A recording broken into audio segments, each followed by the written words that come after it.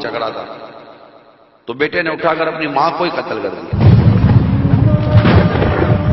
وہ زمین میں دفن کر دیا۔ دیکھا 2 دن تک کسی کو پتہ ہی نہ چلا، لاش زمین سے نکال کر سڑک پر پھینک۔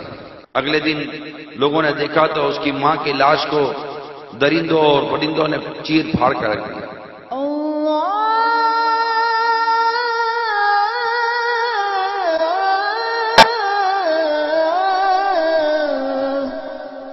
اگر آپ کفار مکہ کے واقعات پڑھیں سنیں اور دور جاہلیت کے جو واقعات پڑھیں سنیں تو یہ بھی ظالم ظلم پر مبنی ان کا معاشرہ تھا۔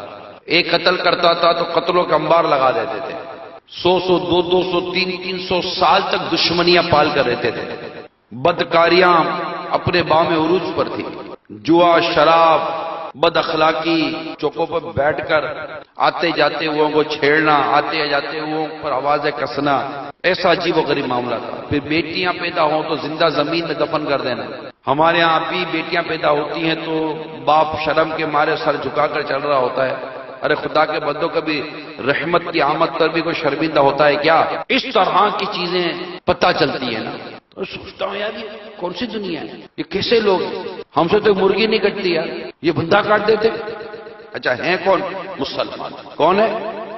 مسلمان۔ کلمہ پڑھتے ہیں جی، کلمہ نمازیں پڑھتے ہیں، مسلمان۔ ہم اس قدر معاشرتی طور پر گر گئے، اخلاقی طور پر اس قدر گر گئے کہ آج ہمارے گاؤں میں، ہمارے دیہات میں ہماری ہی بچیاں محفوظ نہیں ہیں، ظلم کا شکار کی جاتی ہیں۔ کبھی غیرت کے نام پر بیٹی قتل ہو رہی ہے، کبھی غیرت کے نام پر بیوی قتل ہو رہی ہے، کبھی غیرت کے نام پر بیٹا ماں کو جا کر قتل کر دیتا ہے۔ ارے خدا کے بندو، تمہیں قتل کرنے کی اجازت دی کس نے؟ مرنا یا نہیں مرنا؟ مرنا ہے، بے شک مرنا ہے۔